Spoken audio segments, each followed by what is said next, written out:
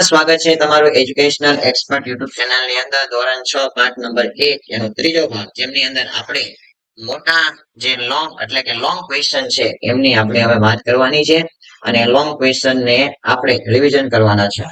Okay, તો ચાલો સ્વાધ્યાય પોથી પૂરવાની બાકી હોય તો લઈ લેજો, પૂરતા જજો તમે સ્ટોપ કરીને વિડીયોને, અને રિવિઝન માટે આ વિડીયો તમારા માટે બેસ્ટ રહેશે. પ્રાચીન સમયમાં રાજાઓ અભિલેખો કે શિલાલેખો શા માટે કોતરાવતા હતા? રાજાઓ અભિલેખો શિલાલેખો શું કામ કોતરાવતા?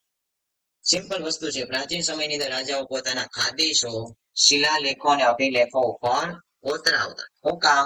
એક તો પ્રજા સાથે શું કરવો હોય, સંવાદ કરતા.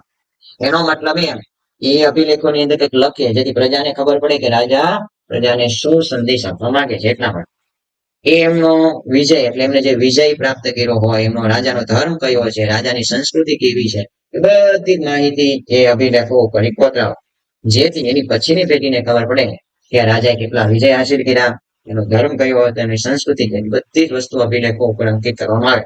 વળી શિલાલેખો કે અભિલેખો પર લખાયેલા લખાણો લાંબા સમય સુધી ટકી પણ રહેતા. કાગળમાં લખેલું તો પૂછાય જાય, પણ આ અભિલેખો પર લખવામાં આવેલી માહિતી ક્યારે પૂછાતી નથી, હજારો વર્ષો સુધી ટકી રહે છે. ઇતિહાસકારો ભૂતકાળનું અધ્યયન કરનારા વિદ્વાનો છે.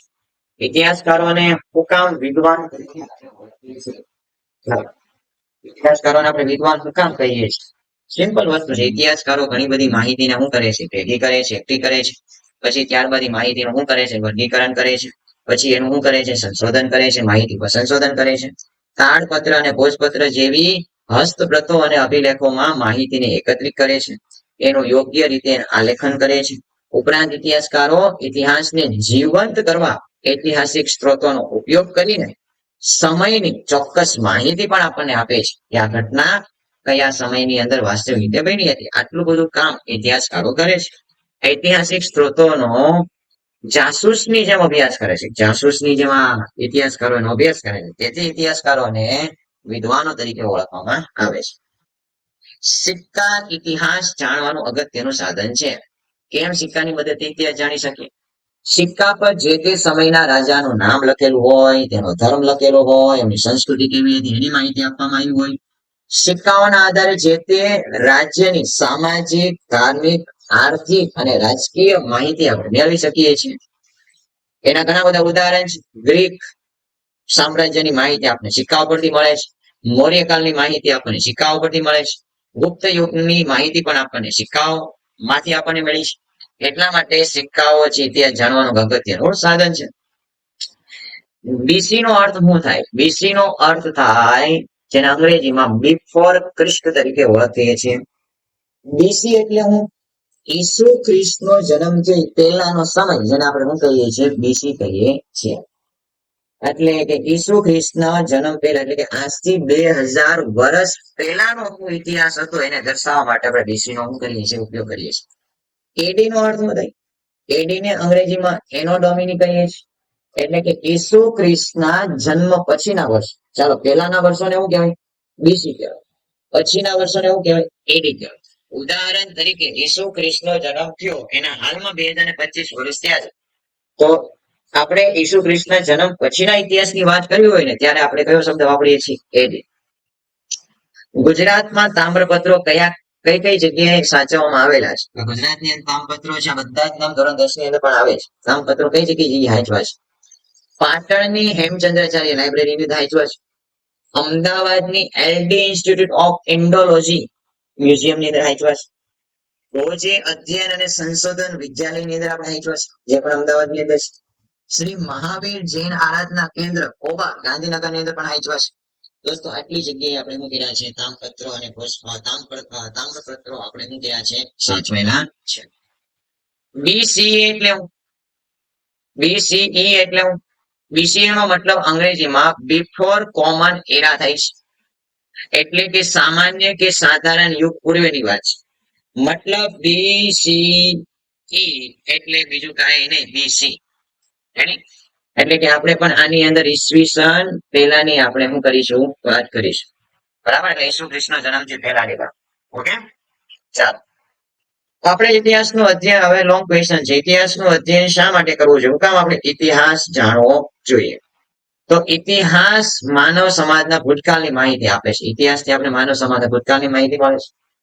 આપણા પૂર્વજો કેવા હતા, ક્યાં રહેતા હતા, શું ખાતા હતા વગેરેની માહિતી આપણને મળે છે ઇતિહાસથી. માટે ઇતિહાસ જાણવો જરૂરી છે. એ લોકોના જીવનની મહત્વપૂર્ણ બાબતોના આધારે માનવીના જીવનની અંદર કેવા કેવા પરિવર્તન આવ્યા ને એ પરિવર્તનનું આપણે અધ્યયન કરી શકીએ છીએ. એટલા માટે ઇતિહાસ જાણવો જરૂરી છે. ઇતિહાસ આપણને એક યુગમાંથી બીજા યુગમાં, બીજા યુગમાંથી ત્રીજા યુગમાં અનેક યુગોની જે માનવ જીવનની જે યાત્રા છે એના વિશે માહિતી આપે. એટલે કે દરેક યુગના રીતિ રિવાજો, એમની માન્યતાઓ, તેમ એ સમયના લોકોનો ખોરાક, પોશાક બધી માહિતી આપણને પ્રાપ્ત થાય છે. એટલા માટે ઇતિહાસ જાણવો ખૂબ જરૂરી છે. આપણા દેશનું નામ ઇન્ડિયા અને ભારત કેવી રીતના પડ્યું? તો બે નામ છે, ઇન્ડિયા અને ભારત. હવે જોઈએ એનું નામ કેવી રીતના પડ્યું. તો ઇન્ડિયા શબ્દ છે ને ઇન્ડસ પરથી ઉતરી આવ્યો છે. શેના પરથી? ઇન્ડસ, જેને સંસ્કૃત ભાષામાં સિંધુ કહેવામાં આવે. સંસ્કૃત ભાષામાં ઇન્ડસ ને શું કહેવાય? સિંધુ. સિંધુ ભારતની શું છે? નદી છે. ઈરાનીઓ આ સિંધુ નદીને હિન્ડોજ અને ગ્રીકના લોકો ઇન્ડસ કહેતા. ઈરાનીઓ આ સિંધુ નદીને હિન્ડોજ કહેતા અને ગ્રીકના લોકો શું કહેતા? ઇન્ડસ કહેતા. તેઓ સિંધુ નદીના પૂર્વ કિનારાને ઇન્ડિયા તરીકે ઓળખાતા. આથી લાંબા સમયે આપણો દેશ ઇન્ડિયા તરીકે ઓળખાણો. જ્યારે ભારત નામ છે ઋગ્વેદમાં છે. ભારતનું જે નામ છે ઋગ્વેદમાંથી આપણને મળ્યું છે. કારણ કે ભરત નામના માનવ સમુદાય ઉપર ઉત્તર પશ્ચિમ ભારતમાં આવીને વસેલા. ભરત નામનો જે માનવ સમુદાય છે ભારતની ઉત્તર પશ્ચિમ ભાગમાં આવીને વસી ગયા. આખો માનવ સમુદાય વસ્યો અને એના નામ ઉપરથી ભરતના નામ ઉપરથી, ભરત નામના સમૂહના નામ ઉપરથી ભારતનું નામ પડી ગયું ભારત. ઇતિહાસકારો, હવે ત્રીજો પ્રશ્ન છે, ઇતિહાસકારો અને પુરાતત્વશાસ્ત્રીઓ ઇતિહાસનું અધ્યયન કેવી રીતના કરે છે? ઇતિહાસકારો છે અને પુરાતત્વશાસ્ત્રીઓ ઇતિહાસનું અધ્યયન કેવી રીતના કરે છે? તો ઇતિહાસકારો અને પુરાતત્વશાસ્ત્રીઓ સંશોધન કરીને જુદું જુદું સંશોધન કરે છે, પછી માહિતી મેળવે છે. પ્રાચીન સ્થળો પર જઈને એ ઉત્ખનન કરે, ખોદકામ કરે છે. પછી જૂના મકાનો, સિક્કાઓ, ઈંટો, પથ્થરો, ઓજારો, ખોરાકના નમૂનાઓ, મનુષ્ય અને પ્રાણીઓના હાડકાં વગેરે ઐતિહાસિક સ્ત્રોતો એ લોકો અધ્યયન કરે છે, એનો અભ્યાસ કરે છે. તેઓ એ સમયની સંસ્કૃતિથી આપણને માહિતગાર કરે છે. ઇતિહાસકારો તેમને મળી રહેલા જે ઐતિહાસિક સ્ત્રોતોનું વર્ગીકરણ કરે છે અને ત્યાર પછી યોગ્ય રીતે એનું આલેખન કરે છે. અને આવી રીતના ઇતિહાસકારો, પુરાતત્વશાસ્ત્રીઓ ઇતિહાસનું અધ્યયન કરે છે. દોસ્તો, અહીંયા ચેપ્ટર પૂરું થાય છે. હવે ટૂંક સમયની અંદર ચેપ્ટર નંબર 2 પણ આ ચેનલમાં મૂકવામાં આવશે. સ્વાધ્યાય પોથીનું રિવિઝન, એનું સોલ્યુશન મૂકવામાં આવશે. તો આ ચેનલને તમે સબસ્ક્રાઇબ કરો જેથી તમારા મોબાઈલની અંદર આ ચેનલની નોટિફિકેશન આવે. જય હિન્દ, જય ભારત.